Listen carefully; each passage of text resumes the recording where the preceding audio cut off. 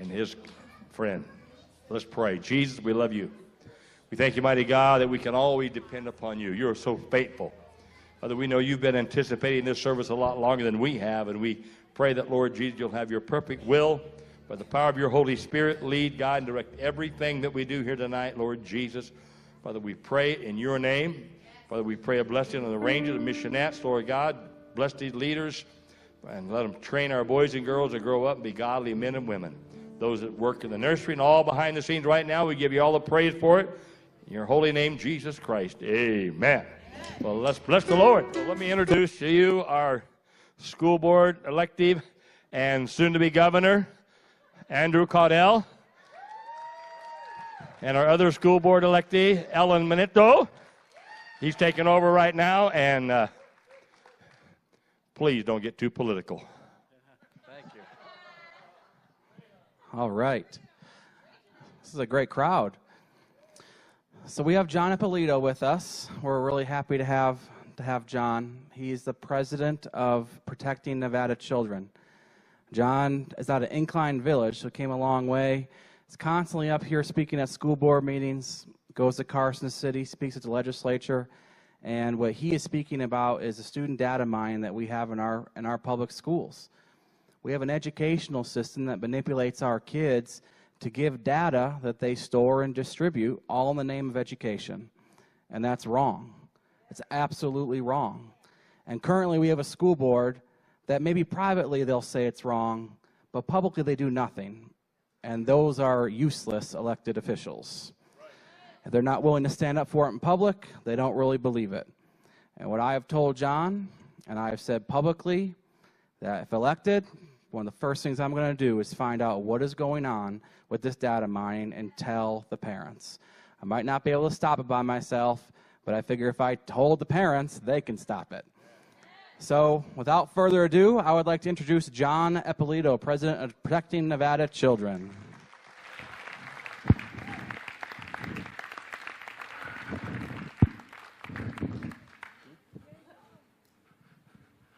He's mic'd up.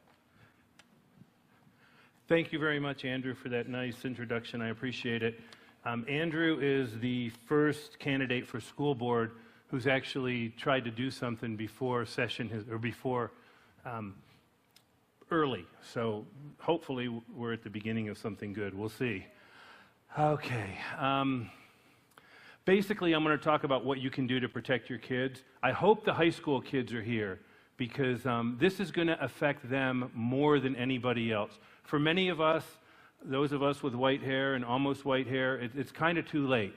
It's going to affect the little kids the most, and it's going to affect the high school kids also. Our board, and by the way, I taught for 6 years. I'm a former teacher. I have 4 kids who have gone through the district. Well, 1 is already out, and I have 3 more in the school district.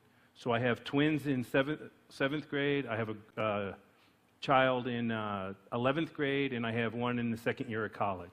So I'm very involved in education, and that's what got me into all this.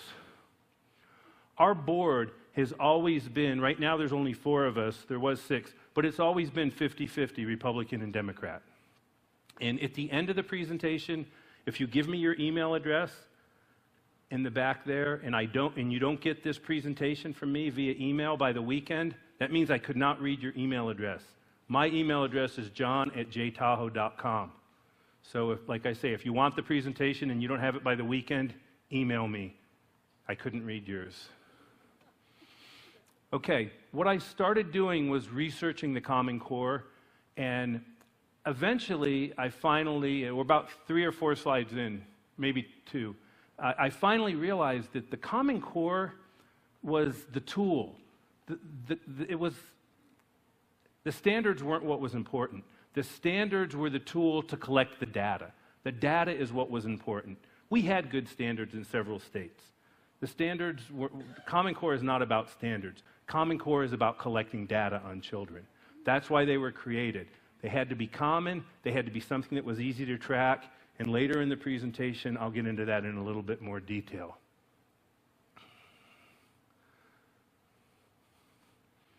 Okay, a little bit of background. One more slide. 2 more. After the Common Core standards were written, the federal government paid $360 million to 2 entities to write the test. And the tests were the PARCC test and the SBAC test. The SBAC is the one that Nevada went with. $360 million to those 2. The goal was that all the Common Core states would use one of those tests. And it started out pretty good. Initially, I think they had about 32 states, but in the last 6 years or so, states have been dropping those tests. Nevada is one of only 12 states that still does the SBAC test. The little kids might just be finishing it up. They might still be in it. 2 more states dropped it this year, but Nevada is going to probably go down with the ship. We're one of only 12 states that are giving this ridiculous 12-hour or 10-hour test. PARCC has even less. I think they're going to be down to 3 states next year. Yeah, that's good news. Okay, at the back table, there'll be a bunch of handouts afterwards, and the slides that handouts refer to, they're in blue, and there's a handout about the SBAC test back there. All the handouts are 1 page. Some of them are 2-sided, and there's a Sparks teacher who writes about something that happened in her class. I'm not going to get into it, but if you grab that handout, please read what the Sparks teacher wrote. This SBAC test, this is one of the issues, one of the big issues. This is a 10-hour secret computer adaptive test, and they put 3rd graders in front of the computer for 10 hours. And it might take 2 weeks, but that's what happens. And it's really more of a data mining tool than a criterions reference test like we took when we were in school. The SBAC is not that kind of a test. It's more for data mining, and we'll get in. That's one of the reasons it's secret. Here's someone who's an expert, Dr. Luksic. She was a college professor. She talks about the problems of the computer adaptive aspect of the SBAC. The problem isn't that it's self-paced. The problem is that the test is open to manipulation. So if I want it to look like the students are doing poorly, I can adapt it to make the test harder. If I want it to look like the students are doing well, it can be adapted to make the test easier. And you as parents or taxpayers or policy setters will never know which way the test was adapted because it's an internal mechanism. So it is not a valid assessment. But you'll never hear that from the school district or the State Department of Education. This was probably filmed, I don't know, 4 or 5 years ago. Now she's running for office in Pennsylvania. I don't know which office. Okay. Per the agreement that SBAC, Nevada, and PARCC both have with the State Department of Education, it says, quote, "The SBAC is required to provide timely and complete access to any and all data collected at the state level to the federal government, Department of Education, designated program monitors, technical assistance providers, research partners, and the Government Accountability Office," end quote. This is why you do not want your children to take the SBAC test unless you want everything they do on that test shared with all these entities. And there's more. Okay, so the other entities that are involved in the SBAC and also get raw data, I'm going to talk about a few of these right now. By the way, I didn't make this stuff up. You know, this is kind of to me, it's kind of a dark subject. It's nothing that, I just researched it, and this is where the research led me. As a math teacher and a science teacher, I didn't start out not liking this. I started out just wanting to know more because it came up so fast, the Common Core. And I didn't start out hating it. the more I dug, the worse it got and the more it smelled. And this is what I found. And everything in my presentation, and I've emailed this to the school board several times, different versions of it. I've emailed it to the State Department of Education several times. And I always ask them, any corrections, anything you can add to this? Never hear anything back. So these are the facts. And all the links are in blue. So when you get the presentation, if there's anything you want to check out, the link is right there for you. I've made it easy. Okay, so the entities that are going to get the SBAC results, the raw 10 hours of data. The parents get hardly anything after the kid sits in front of the computer for 10 hours. But these entities will get a ton. The first one is AIR, American Institute for Research, and they're the ones who developed the consortium's open source solution for delivering the test. That's AIR, American Institute for Research. Their history: in 1946, John Flanagan founded AIR. Prior to that, he was the chief psychologist involved in the eugenics experiments via the Pioneer Fund, and that was in the late 1930s and early 40s. The stated purpose of the Pioneer Fund was to, quote, increase the birth rate among superior groups. This is AIR. These are people, and it gets worse in Washoe County, but that's AIR. And then on their website today, they tell you they're one of the world's largest behavioral and social science research and evaluation organizations, end quote. They get the 10 hours of raw SBAC data on our kids, if you let your kids take the test. By the way, none of my kids have taken the SBAC. My oldest is at Columbia right now. The Data Recognition Corporation also gets SBAC data. In fact, Nevada pays them to administer the test, handsomely, I might add. And on their website, they say, quote, Data Recognition Corporation's psychological services team, or psychometric services team, is staffed with highly credentialed psychometricians and measurement professionals that design programs to meet the expanding psychometric requirements of the next generation assessments. The new tests are not the tests that we took. They're not criterion reference tests. They're testing attitudes, beliefs. They're testing a whole bunch of things that they just don't tell parents about. And Data Recognition Corporation is involved in that. eMetric is another one who's paid by Nevada, and that was founded by a renowned psychometrician. Now, Calder, they're based in the same headquarters as AIR right now, and Calder is also getting this data. And a lot of times the State Department of Ed will say, well, we're not tracking individual students. Well, that's actually not true. And when I say it publicly at their meetings, they don't dispute it. But when I'm not there, they'll say it out loud. So I don't know. And Calder's mission is to, quote, inform education policy development through the analysis of data on individual students and teachers over time.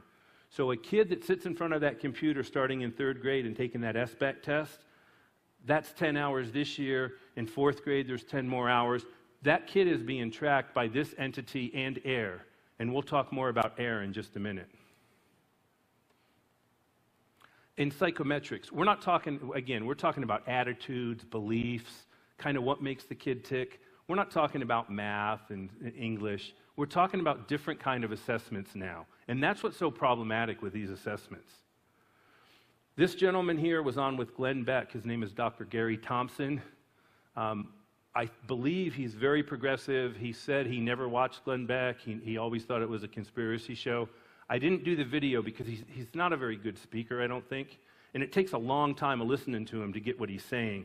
But just the point that he was on with Glenn Beck, and they agreed on this subject, is kind of big.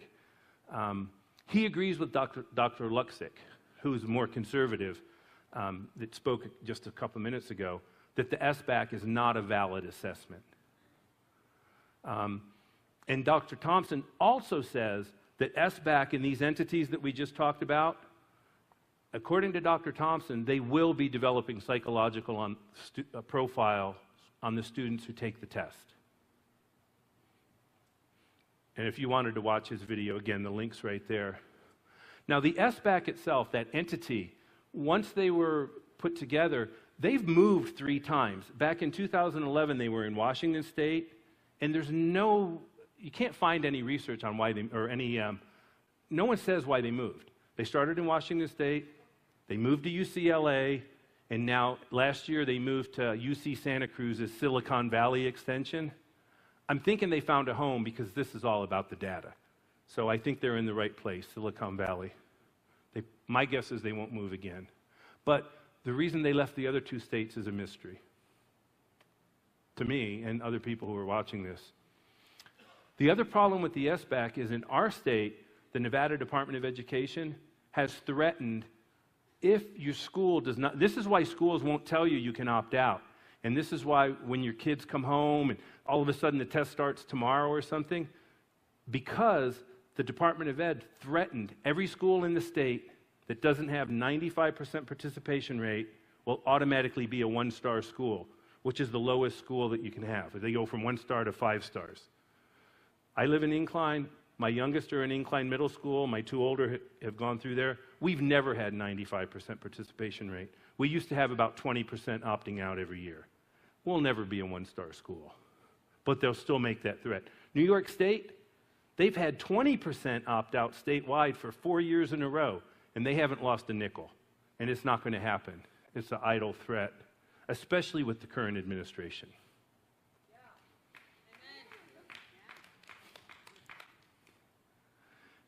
One of the largest school districts in Oregon, all 7 board members suggested to parents that they do not allow their children to take the SBAC test.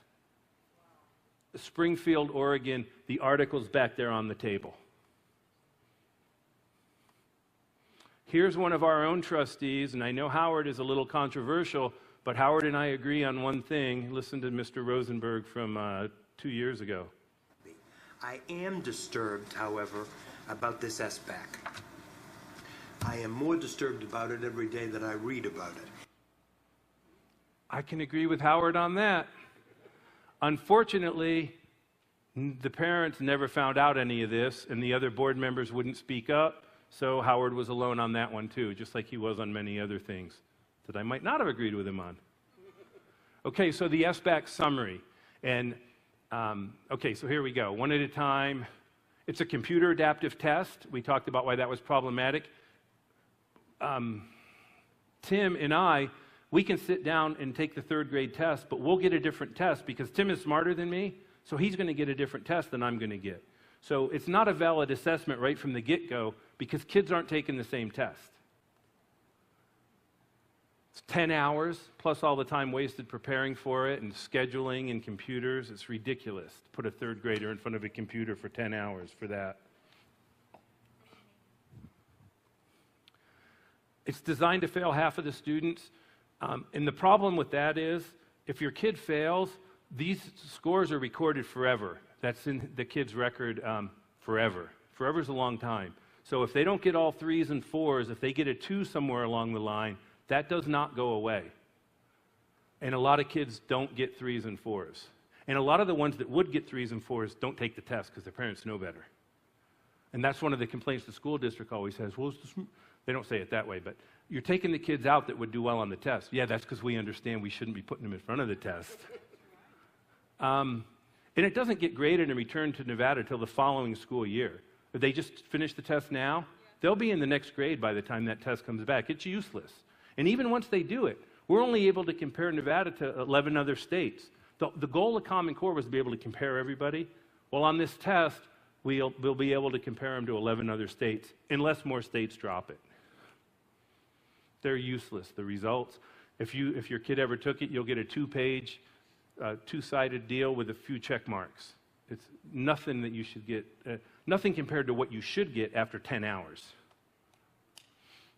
And during that testing window, the social media accounts are spied on by SBAC, and they publish a document that tells school districts and state departments of ed how they can also spy on kids. It's right there at that link on pages 102 and 103. And Missouri found the SBAC test unconstitutional. The 95%, if you don't have 95%, you might be a 1-star school. It's not going to happen, but that's the threat. The Nevada Department of Education is the problem. when it comes to this.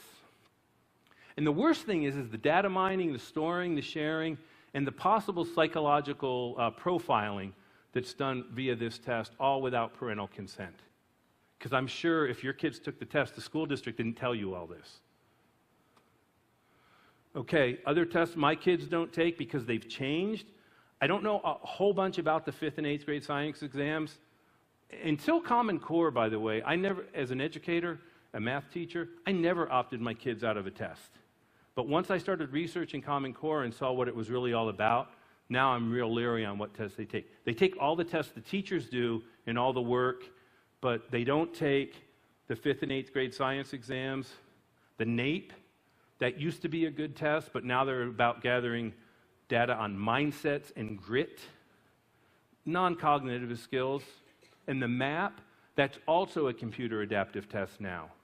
So Tim and I don't take the same test. And the NA, this is for some special ed students in Washoe County. It's for the ones that need the most services. That test is actually videotaped, and then of every kid that takes it, and that video is sent to, I believe it's Data Recognition Corporation, that company in red, back east, but they just don't tell the parents that they're doing that. It was hard to find that out, and maybe I'll tell you later if I have time. Basically, it was a school district employee who finally ratted it out. I swore I cannot say who it was, though, because they still work for the district. But it must have been bothering him. Okay. These red slides, they're all summarized on one handout on how to protect your kids. And one way is do not let your kids take the SBAC test. That's probably the first thing on the summary. And that's on one side. Social and emotional learning. This was not in the presentation, but there were a lot of questions on it at Assemblywoman Krasner's town hall, so I added it. This is AIR. This man right here works for AIR, American Institute for Research. These are the eugenics people. So here's what he has to say about social and emotional learning. The Department of Education has just released a tool, self-disclosure. AIR under contract helped them develop it, and AIR under a center that I lead also supports this. But I'm telling you about the tool not because of that, but because of the fact that it's free, because it produces data in real time, and because I do think over time it would be very, very good if many people in many states were using some of the same items, if not all of the same items, so we could get a sense of places. Go to the next slide, please. Yeah, good. Whatever that means. I don't know what a sense of places means, but Washoe County School District has invited AIR into our schools, and I'll tell you how. AIR, there are 8 to 10 experimental social and emotional school districts in the country, and Washoe County is one of them. And AIR is involved in that experiment. And this gentleman is the leader or something of this experiment. This guy gives me the willies.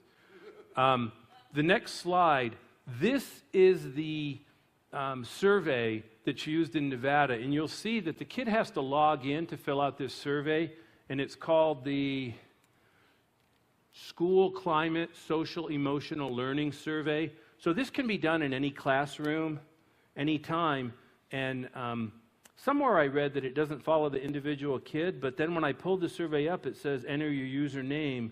So the kid has to log in, but it's anonymous. So I guess you'd have to ask the school district how that works, because I don't believe anything they tell me anymore. Washoe County School District especially, in last school year, they administered the DESA, the Devereaux Student Strengths Assessment, to children, which is a psychological assessment. And they did that last year, school year, without parental consent. And this is the website. One more slide. This is the website through about a year ago. And it might be a little hard to see, but in the upper left, sort of, below clinical and education, it says psychological assessments and services. And right below that, it talks about DESA, because that's the only one that they used. Washoe County School District did use this in several schools. They just didn't tell parents in advance. And about 16 of us, I think, went in there one day. Maybe it was less. It seemed like more. A couple of them are here right now. Thank you, Roger. And talked about this. And before the meeting was over, Tracy Davis said they're not going to use it this school year. She didn't say what they are going to do. I just don't trust them still. Since they were willing to give this psychological assessment without your approval, I don't know what they'll do. So don't, and this is also on the summary sheet, don't allow your children to take surveys at school, even if they're anonymous, because that first anonymous survey we just saw, kids have to log in to take it. I don't know how it can be anonymous. Find out how your school is assessing social and emotional learning. And if it's something formal, if it's something in writing, if it's on the computer, sometimes that's even worse because you don't know what your kid is saying if it's on the computer. Just say no. Okay, a one-to-one device is when a kid is handed a laptop or a tablet, and it's the only kid that touches that device.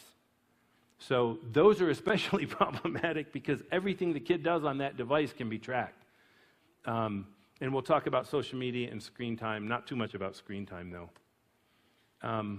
So these free third-party education vendors, and this is in almost every school. Some schools start it younger, some schools start it in second grade, first grade now. They're free, and they're supposed to help with education. Well, you might wonder how they're paid. One more slide. This is how they're paid. And I want you to repeat for me because I almost fainted, so I didn't hear the whole thing. The percentage of vendors who are getting, partly in compensation for what they're doing, are sending out data. Could you elaborate on that a little bit? The school districts that are getting a service for which they are not paying cash. So the quintessential example is Google Apps for Education. The school districts aren't paying for it with cash. But what is Google getting? Google is getting the personal information of all of the district's children. That's why they're free. And school districts love them because it doesn't cost the school district anything. And when you bring this to the school board's attention, and when you ask them, why don't you tell the parents what's going on, they just sit there. I guess they figure they're getting stuff for free. And Google changed the name. It's called Google G Suite now. But it's the same thing. It's a data mining tool. And it looks good. And some of it actually helps the teachers with classroom management. And sometimes it can make things easier for the teachers. And there's a lot of things out there. Let's see. Google is especially problematic. Back one slide, please. Because Google has like a triple header, right? They have everything. Free education applications. They have the Chromebooks, which they give away at cost. Because if a kid is on a Chromebook, if Andrew's given a one-to-one device, and he's the only kid that touches that computer, Google knows everything he does on that computer, whether it's school-related or not. So the Chromebooks are especially problematic, but the PC, the Hewlett-Packards and the others aren't that much better if he's the only one that ever touches that device. And Google, of course, has the search engine.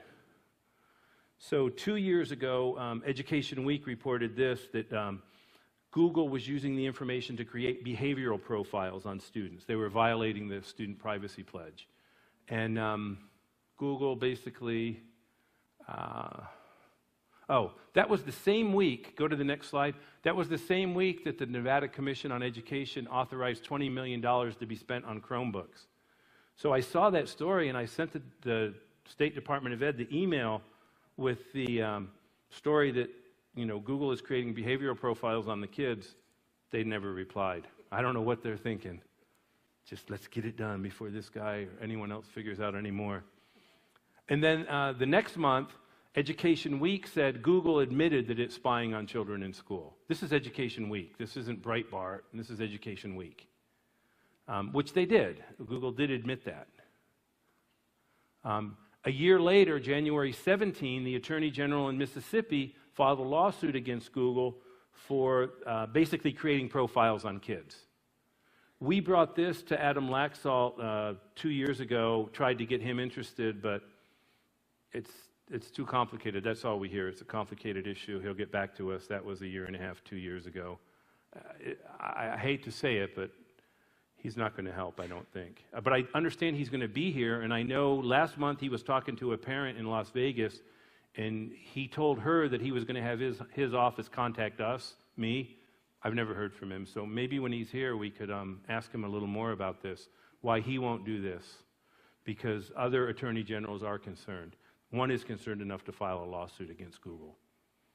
What we're doing is giving the kids Chromebooks and saying, here you go. We're doing just the opposite, because it's free. The devices it costs and all the stuff, the software is free. Now, Google's not the only vendor. There's hundreds of software vendors, and many of them are used in Washoe County. One of the biggest ones is Edmodo. They have a big building in San Francisco. If you're driving down the 101, you'll see their building. They do all this for free. Edmodo tells you, and many of the others do the same thing. In their privacy policy, they tell you, quote, we employ other companies and people to perform tasks on our behalf and need to share your information with them. In other words, your children's information with them. They don't tell the parents. The school district doesn't tell the parents this, and then the school districts pressure the teacher to get the kids into these software, but they don't tell you that Edmodo is sharing your children's data with others. Okay, remember that, Edmodo. We're going to come back to that in just a second. Now, remember how we just had the liberal who was on with Glenn Beck, and they agree on this? The same thing happened with these third-party vendors, Politico, New York Times, American Thinker, Atlantic Journal Constitutional. They're agreeing that this is very problematic, what these third parties are doing. And what they're really doing, these third parties, the way they're really paid is they're creating profiles on the kids. They're not telling the parents. The parents don't see the information that goes into creating these profiles. They don't see the profiles when they're done. They're creating profiles on the kids. That's the value. That's the value for employers. It's the value for military recruiters.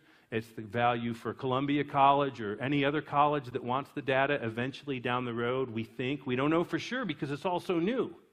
It's just didn't happen to us. It's too late for us. And by the time many people figure this out, it's going to be too late for their own kids because we just don't know. If for some kids, it could be good. There's a handful of kids that the data is going to show maybe they should be at West Point or the Air Force Academy or someplace. But what about all the kids that aren't going there? I don't know where they're going. But the profiles are very, very problematic. And all these articles, they wrote a bunch back in 15, 16, 2015, 2014. They all kind of said the same thing. We don't know how this is going to affect the future of our kids. We know these entities are creating profiles on them, but we don't know how it's going to affect the future of the kids. That's the problem. And they don't tell the parents. That's another problem, I think. So there's another handout back there. Last month, Berkeley did a study, and with the International Computer Science Institute, and COPA are the laws, it's supposed to protect children online, children under 13. So the title of this report was, it's like a 23-page report. It says, Won't Somebody Think of the Children? Examining COPA Compliance at Scale. And what this report showed is that most of these third-party applications and software companies, they're not all education, just in general. Most of them are not in compliance. They're not following the law. And there's really nobody policing this. And I told the school district about this today, the school board. They just looked, and the attorney said something. He said everything they use is COPA compliant, but the problem is it's not. And they just found this out today, but you know what? If past history is any indication, they're not going to do anything about this either. They're just going to cover it up and not tell you. And we're going to come back to Edmodo in just a minute. Okay, so this report was covered by the Washington Post. Washington Post said thousands of tested apps collected the personal data of young children younger than 13 without a parent's permission, the study found. So they're collecting the personal data on young children. And even if it starts in first or second grade and they're following the rules, By the time that kid gets to 13, then they have all that data from when they were 7 and 8. So by the time they're 13, in some ways, Edmodo and these other vendors, they know more about your kid than you do in some ways. Education Week wrote about this also.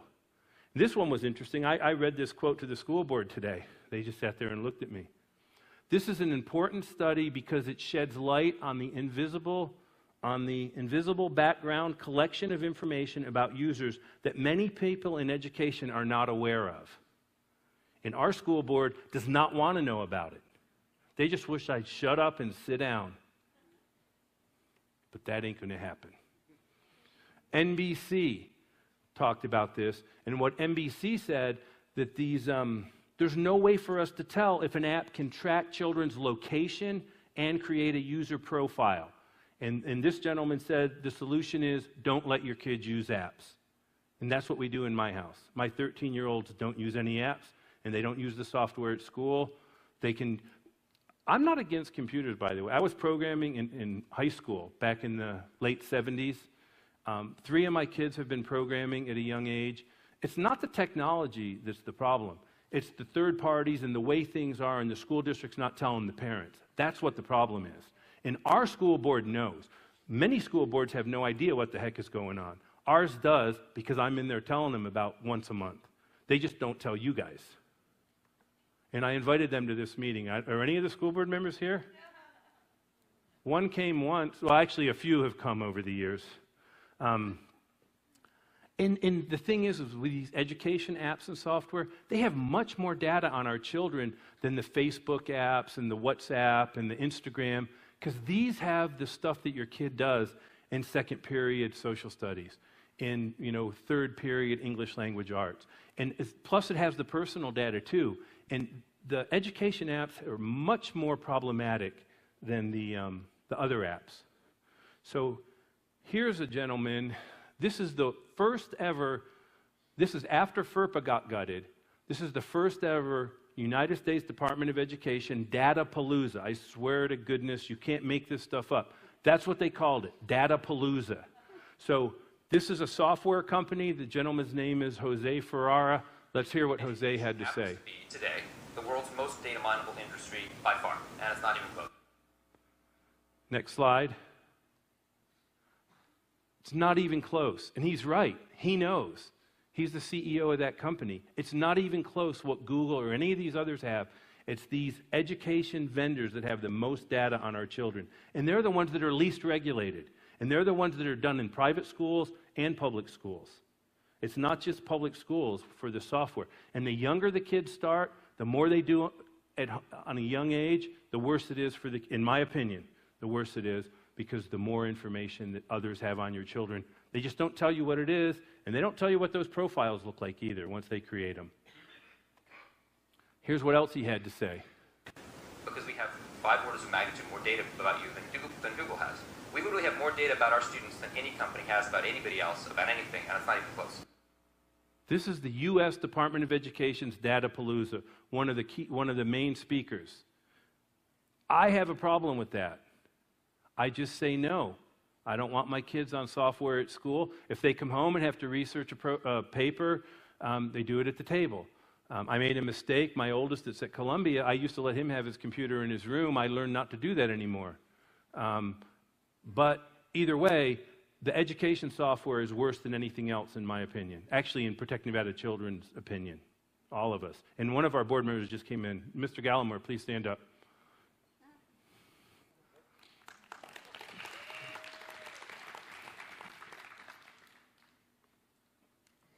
Both Steve Jobs and Bill Gates raised their kids tech-free.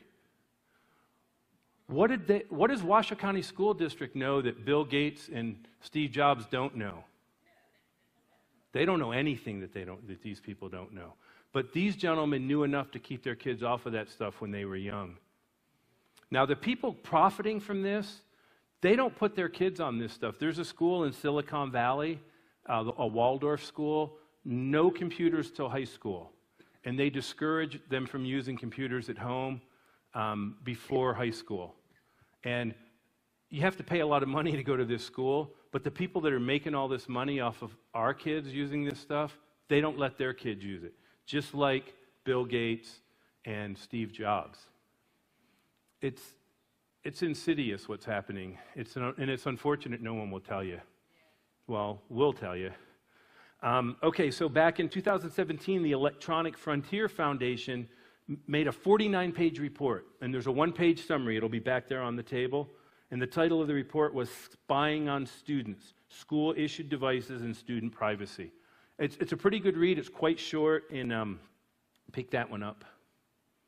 So another thing we say is don't allow your children to use third-party education, really student data mining software or applications, and the free ones are the worst. And most of the ones we use in Washoe County are free. Edmodo, remember Edmodo? They share your children's data with others. They tell you they have to. They don't have to share mine because I don't let my kids on there. And last year, Edmodo had a data breach affecting 77 of its 78 million users. If there's kids in here that are on Edmodo, their data was probably breached. ZDNet called it one of the biggest data breaches so far in 2017. I went to Washoe County School District meeting. I begged them to tell parents that their children's data was breached in Edmodo. And when I say data, their student ID, what got hacked, according to ZDNet, and this was for sale on the dark web, so if your kids had an Edmodo account, their username, email address, and hashed passwords. In Washoe County, the email address is the student ID. That student ID is what's used to track. If a kid enters kindergarten and they didn't get a student ID in public preschool, they got a student ID in kindergarten. That's the number that's used to track your kid through the workforce. That's what was for sale on the dark web. That's what Edmodo lost on our children. And Washoe County School District chose not to tell the parents, and then they never changed the student IDs or the email addresses.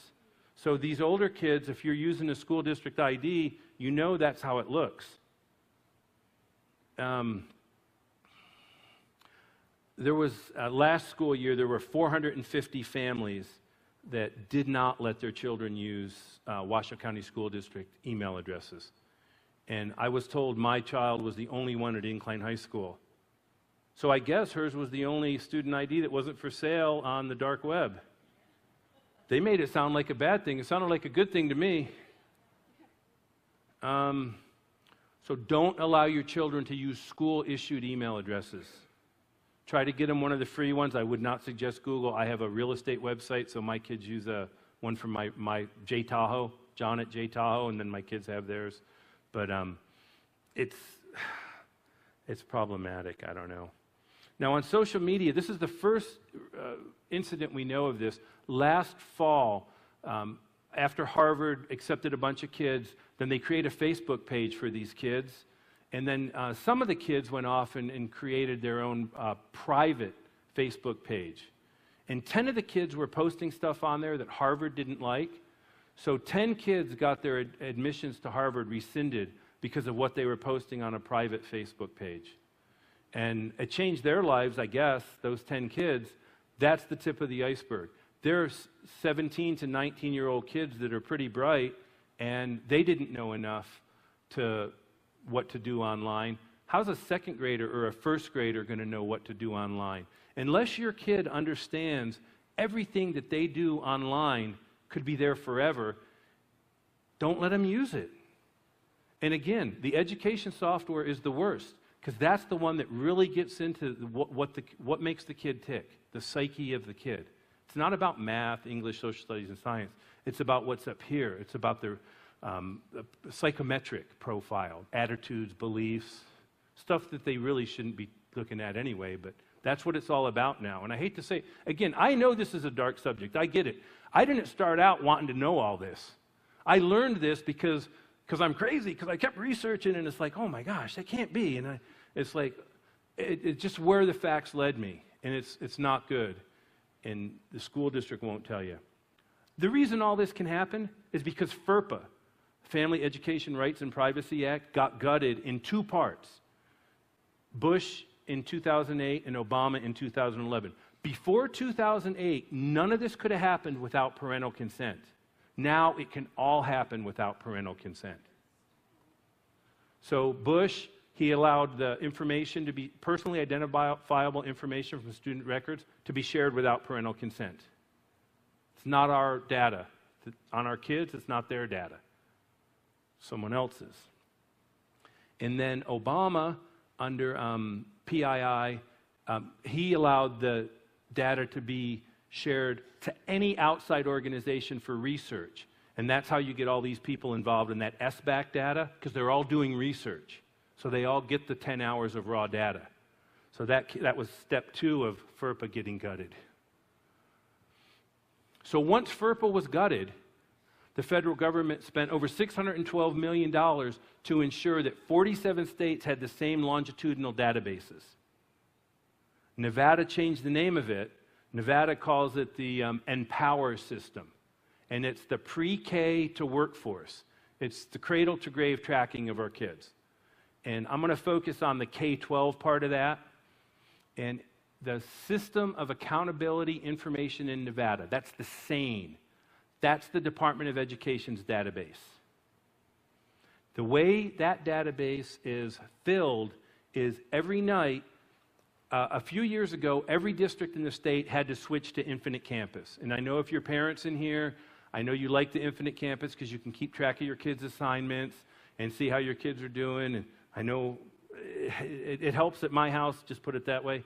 The problem with Infinite Campus is the most damaging data about your kid in Infinite Campus you can't see. You can only see the day-to-day assignments. But Infinite Campus, every night, Infinite Campus, for all 17 or whatever districts in the state, they upload data to the SANE system. So that's how the SANE gets so much data. That's why the state had to go to Infinite Campus for every district. So every night, that data goes to the State Department of Ed. Not all the data in Infinite Campus, but a whole bunch of it. Infinite Campus has more. And then the college and workforce, I haven't even gotten into that. It's beyond this presentation. So this Empower system, the way that Nevada created it was $10 million from the federal government. Now, some states that took the money are very slow at creating this, and I think it's because they're trying to be careful, including California. They took a bunch of money, but they're very careful about creating this database. Nevada is 1,000 miles an hour. In fact, there was an article bragging about it in 2015 in the Review Journal, and here's what it said. Next slide. This is from the article, quote, "We're one of 5 states that have taken something like this far. Nevada is right at the top when it comes to tracking our children. They're at the bottom when it comes to educating them, but they're at the top when it comes to tracking them." And it's unfortunate, and again, I'm just the messenger. I'm not making this stuff up. Everything I have is documented. I could send this to the school board and the State Department of Ed tomorrow. They won't say one word. I'll ask them, is there any mistakes? Is there anything that could be better? Nothing, like crickets. What is the Empower system for? Well, the Nevada Department of Education told us via Joe Hart, and I talked to Joe Hart about this twice. This text Joe got directly from the Nevada Department of Education. Nevada's Department of Education is receiving a $4 million grant. This grant will allow the department to follow individual students' progress from pre-kindergarten through high school all the way into the workforce. The system will help direct students to the type of college or career-ready jobs and into a field which will allow them a successful outcome for both the student and their state. So that's what he said. Why does the Department of Ed want to direct anybody? They should be focusing on education, getting the standards better, not directing kids. I know a lot of those people at the Department of Ed. I wouldn't let them walk my dog. I'm not kidding. Some of those people, I don't know how they're still there, but it's not their job. They should be focused on teacher licensing. And when I just went down there for these meetings on the transgender stuff, I know you guys love that, but I noticed that the teacher licensing, what they should be doing, that's somewhere else. All those offices they used to have with people in them, they're all now for the database. They're all the data mining part. And I'll get into that more in just a second. So Infinite Campus. So I briefly already said, every night, every school district in the state uploads data to the Department of Ed, and it comes from Infinite Campus. And those portals in Infinite Campus that are problematic that us parents can't see, I'll tell you what they are right now. The school district doesn't, we don't know, here's what we do know. Infinite Campus never deletes the data. I asked the school district why, and they just get that look in their face. They don't know why. That was just the way the agreement was. So Infinite Campus has the data forever on our kids. Then it gets uploaded to SANE. SANE also never deletes the data. So the data on this guy and this young person and these kids over here, that never goes away. So who knows how it's going to affect them? So our question to them is, why do you store it forever? And how's it going to affect these kids? Again, it's too late for us, but it's not too late for them. In Infinite Campus, by the way, let's see, one more down. Infinite Campus has already had several data breaches. We don't know if they've had any affecting Washoe County school districts, but we know about these 5 or 6 in different areas. So Infinite Campus is not all that good at protecting the data, but they have more data about our kids than anybody else. And they never delete it. And the district doesn't know how it's going to affect our kids or why it's never deleted. Now, in Infinite Campus, if you're a parent, the tabs that you want to find out about, and I've gone in and looked at them for my kids, there's, maybe there's only 4. I might have said 5 before. The ones you want to look for, and you need 2 officials to do this. You have to go in twice, because the principal can get some of this, and the counselor can get other parts of it. But again, Infinite Campus has it all. And Infinite Campus is paid handsomely by Washoe County School District to do all this. You want to look at the multi-tiered system of support, and it's also on the handout. The minor discipline, the discipline, and the counseling. And I might tell you a story later, but we'll probably be out of time. But that's what you need to check, because that's where the information lives on your kid. I went in there checking for one thing, and I found something totally different that I didn't even know was in there. And, I guess it's probably the boys that probably have more information in there. And some of it's pretty subjective, too. You look at a teacher cross-eyed, and they put something in there, and it's in there for your kid the rest of it, and try to get it changed. I just went through that. Again, maybe later, if we have time. Okay, so what data will be collected? You know what? I think we're getting, how are we on time? We're done? It's 8:25? Well, okay, so this is the data that they're collecting.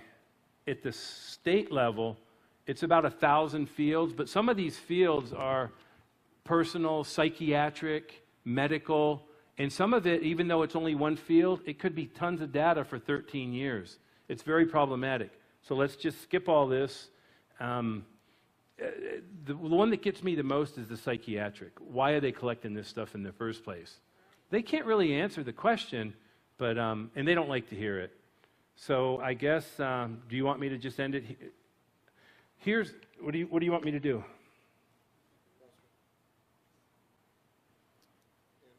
We've got about probably 5 or 10 more minutes to finish it, but then no time for questions. You want to take questions? So why don't we stop right here then and take questions? Yes, ma'am. So you said that your child in Columbia didn't take the SBAC testing. So my child is in 7th grade, and she's going to go into the 8th grade next year. And she has taken these tests the entire time. So by opting out of doing that and opting out of doing all of the free, like the Class Dojo and the math online stuff and whatnot, how is that going to affect her grading?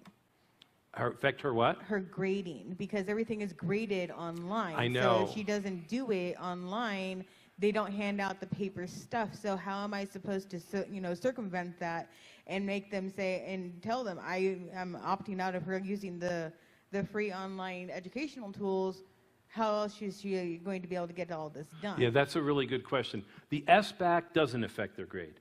Okay, so the SBAC is one thing. But the Class Dojo, that's like a classroom management system. And the Class Dojo is especially problematic because the Class Dojo, I don't know. All I know is you got to tell the school district early on that your kids just aren't going to do it and you need another way to do it. And the problem is there's only a few people that know to even do this. If you had 4 people in your class that said the same thing, they'd have to accommodate you. If you're the only one, then you're the problem. Right. You know? So Class Dojo, there's a lot of subjective information. Up in Cold Springs, teachers are, I don't know if forced is the right word, but teachers are encouraged to enter a lot of subjective data about kids. That's another thing. This stuff is turning teachers into counselors when they're not trained for that. And Class Dojo is very, it accommodates that. But to answer your question, it's tough. You're right. I understand. If there were 2 or 3 of you in the same class, and maybe just one, I have 2 kids in 7th grade. And I just tell them when school starts, they're not using any of that stuff. If you got stuff like that, put it on a sheet of paper. I only have one teacher that I have a problem with, the one who did the transgender stuff. Imagine that. But that's the only teacher I have a problem with personally. But the other ones are older, and I'm there, and parents are kind of watching. I feel for you. I don't know if you can just say no or not, and I wish I had a better answer. But it's gotten so far already, and there's not enough parents to know. If every parent in that class knew, there'd be more of you that didn't want that. Right. I'll give you this presentation if you want to try to educate them and get some other parents, then they'll have to do something for you guys. Okay. And also with the SBAC, even though she's been doing this since, 3rd grade. Probably, yeah.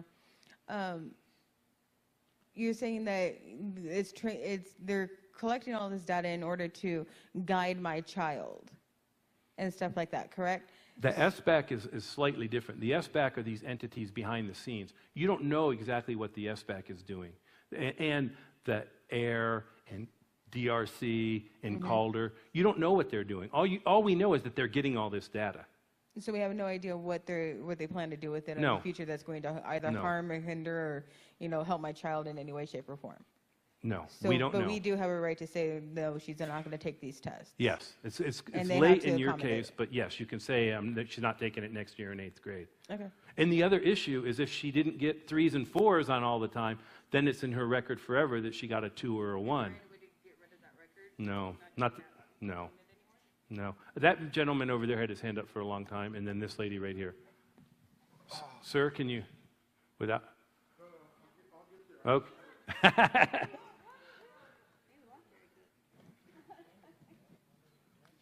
Well, thank you for a great presentation. You're obviously awake and aware. Thank you. But everyone knows, if they studied history, that the countries that want to control a country takes the children first. Yes. And that's exactly what's happening. We're mid-game, I think, in that right now. Because the children that were raised up in the way a child should go, according to the counterfeiter, that works 2 ways. It works for godly principles as well as hedonistic or evil principles. We raise up the child in the way he should go, and he shall not depart from it when he's older. Now they're taking these children from high school into college, and they have that profile. They know how to handle program them right then. They're turning out Marxists and socialists out of that society of the colleges right now.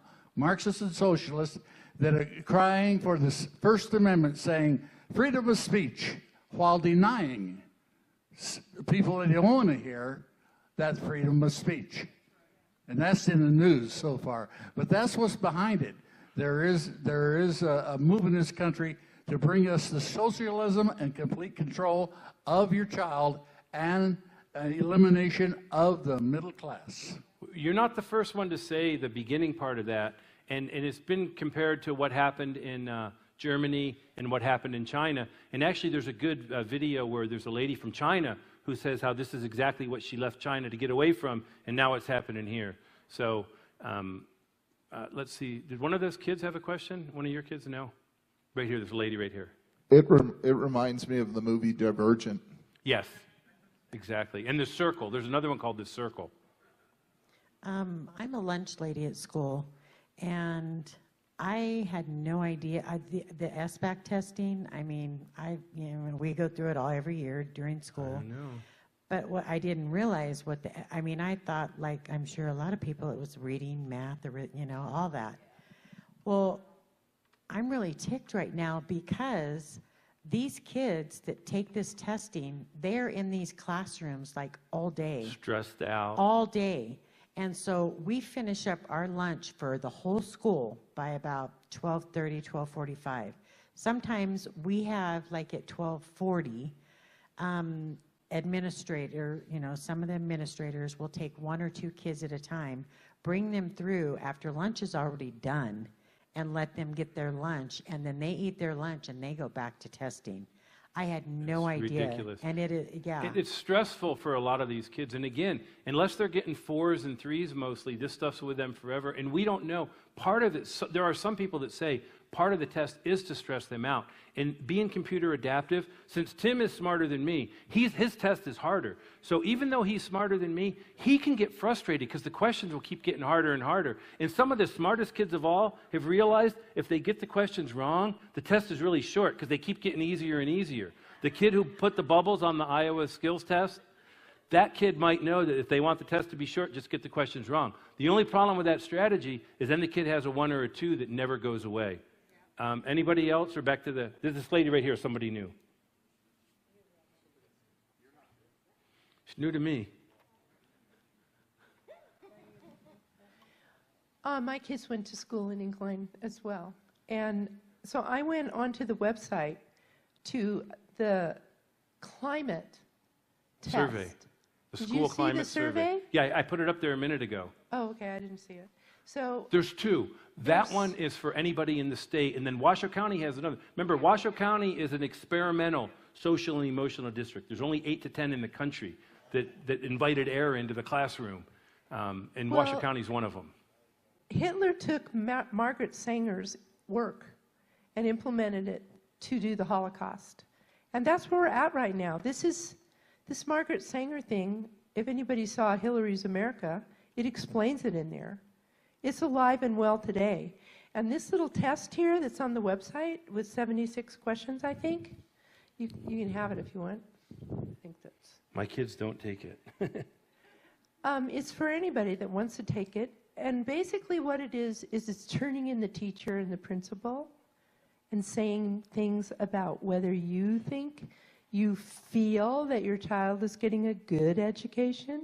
It's all about feeling. Right. It's very sick. That's where we are now, and it's really changed a lot. And just say no. Don't let your kids do it. They say it's anonymous, but again, the one I showed, you have to log in. How can it be anonymous? I have to log in. See? How can it be anonymous? Yeah, that's anonymous, according to Washoe County School District. Can you tell me what the MAP test is all about? Well, that one has changed also. That used to be a good test, but that test is, I'll find it here. It's that one is either, I get the NAEP and the MAP mixed up. Can't imagine why.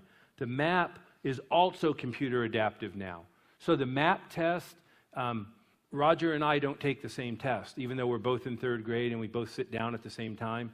He takes a different test than I take. So just the fact that it's computer adaptive makes it not valid, because we're not taking the same test. And the way that that's explained away is it's the same material, it's just at a different level. That's the way the testing people would explain it. But also, the NAEP is the one that's testing the mindsets and attitudes, and probably the MAP is too. Anytime they start changing a test, it's suspect amongst many of the experts. It's not the standard test that we all took, the same test in 3rd grade. It's not like that anymore. We just don't do them. And you don't have to do them. Once you start, though, it makes it more difficult, I think. Yes, ma'am. Okay, so you had mentioned that Bill Gates and Steve Jobs didn't let their kids use software apps. Does that include the games that we're putting on our phones and tablets for kids, or just education-wise? I'm not exactly sure. I know that article, and if you get the presentation, you can look at that article in Business Week. I know that I saw an interview with Steve Jobs. He was a very low-tech parent. And the person who interviewed him, I think it was a New York Times article, was shocked that he didn't have all these fancy things. He had hardly anything in his house for his little kids. And Bill Gates is the one behind a lot of this, because Bill Gates wants the data. His kids are all protected. The private school where they went, this didn't happen. He wants the data on our kids. He doesn't want anyone else to have the data on his kids. So it's funny how that works. And a lot of the Google execs are the same way. The ones that have $6 million second homes up in North Star, they're the same way. They don't let their kids do the stuff that they encourage our kids to do. So to directly answer your question, I'm not sure, but that's the best I can do. But there is that article, and if you get the presentation, you can read and research. Well, how about we thank John for coming up to speak to us. I'd like to thank Andrew, because he's the first candidate who's ever started something like this, and This is a problem. And I think he made this his #1 or something campaign problem, is the data mining, because he sat through a couple of these presentations, even the full one, and he's starting to he understands it, and he knows it's a problem. So hopefully he'll get to where he can at least get the vote to be 6-1, or at least bring it up at the right time, you know, because if someone on the board, like Howard did a little bit on the SBAC, we need Andrew there.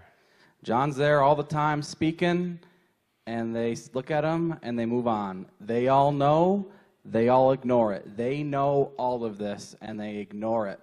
They don't want you to know. And it's wrong. All school board members got to do is say, hey, this is what's going on. I begged them to tell parents that about the Edmodo data breach. They wouldn't. School board is key. Newspaper, we need media. This video will probably help. It's cut a little bit short. I'll come back. I'll go to different churches. I know someone else was talking about maybe going to their church. It's getting the word out, because the facts are on our side. People don't know. And again, the left and right agree. Don is not a Republican. Don has been with me since day one, since I got kicked out over there at the Democrat committee, at the Democrat headquarters. Don has been with me because Don understands it. And Don also understands how this is especially bad for low-achieving kids. A lot of times, children of color, you know, I was in that camp, I was the same color, but I was low-achieving, and once they get this database on kids, you know, you don't know, a lot of kids are late bloomers. Having all this data starting in kindergarten is a disservice to many of these kids. For some kids, it'll be okay. Maybe more girls than boys. But for some kids, this is going to be a huge problem. The problem is, it's not so easy to sue them because we're not going to see this. It's kind of abstract, right? We don't know until, you know, some of these kids are trying to get a job or trying to get in the military, and why couldn't they get into BYU? It's so good on paper. Why couldn't this kid get into BYU? I don't know. Is it one of these other things? It's hard to put your finger on it. Keep your kids away from this stuff if you can. It's word of mouth. Just keep telling people about this. Get this presentation out there. That's why I told John it's to be great. It's going to be a large crowd. School board races help. I mean, if I ever have a chance to debate Trustee Feemster, she's going to be called out for this, because she tells John privately, I'm with you. Publicly, silence. So that's what we got to do. And we're hoping that maybe this next legislative cycle, we get some assembly members, some senators, and we get some legislation in Carson City to stop this. It's word of mouth. Let's keep it going. Keep the snowball going. Yeah. Yes, sir.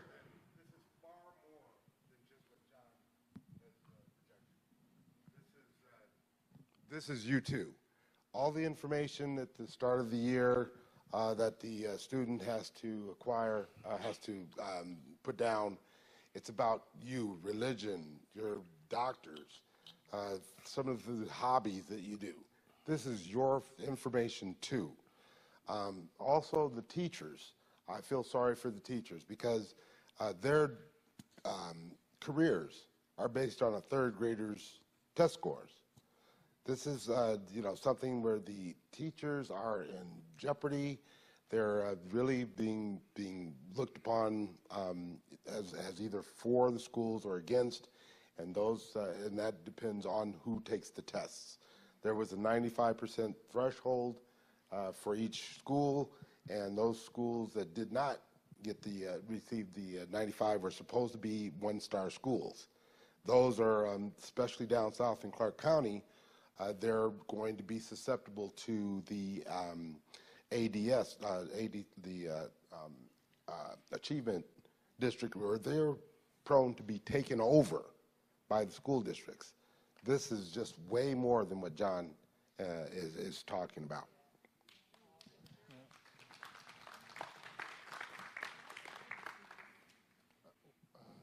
I'm going to go ahead and pray us out, and then feel free to ask John individual questions. Take his handouts, get signed up, because then he advertises when he's going around and do more of these things. I mean, I plan out through this campaign to do more town halls with John up in the north. Just tell people what's going on, because this is obviously, as you can see, I don't know if you realize this is what you were going to see tonight, that it's obviously a problem. Yeah, and go get your kids. Don't forget your kids. And also, there's a red box back there. We don't have much money. I mean, this is all volunteer. This costs me money. I'm a real estate broker. But please, if you can put something in the red box, we'd appreciate it. It's back there on the table with the handouts, and so is the email sign-up sheet. Thank you very much. I'll go ahead and pray us out. Heavenly Father, we thank you for all that you're doing. This all seems overwhelming, but we give it all to you. We know that you can crush all this in one swift swipe of your hand. We give it to you. Guide us and lead us. Give us the wisdom as we go about our lives and protect our children. Be with the parents here tonight that maybe feel overwhelmed about their own kids in school. Be with our kids. Protect them. Open up the eyes of those that don't see and bring this to an end, because we know you can do it. I pray that everyone here be blessed this week. In your name, Jesus Christ, amen.